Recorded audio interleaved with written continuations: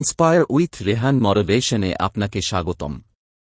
জীবনে সবাই নিজের সাফল্য দেখাতে ব্যস্ত, কিন্তু যারা নীরবে নিজের উন্নতির জন্য কাজ করে তারাই একদিন সবচেয়ে উঁচু জায়গায় পৌঁছে যায়। আজকের গল্পটি তাদের জন্য যারা চুপচাপ নিজেকে গড়ে তুলতে চায়। গল্প নীরব প্রস্তুতি। একটি গ্রামে দুই বন্ধু ছিল।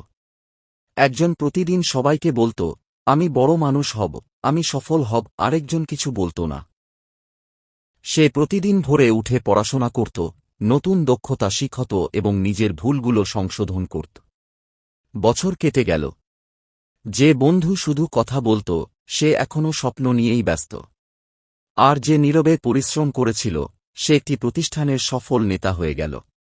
একদিন প্রথম বন্ধু তাকে জিজ্ঞেস করল, তুমি এত দূর এগিয়ে গেলে কিভাবে? সে মুচকি হেসে বলল, আমি সময় নষ্ট করিনি মানুষকে দেখাতে যে আমি কি হতে চাই।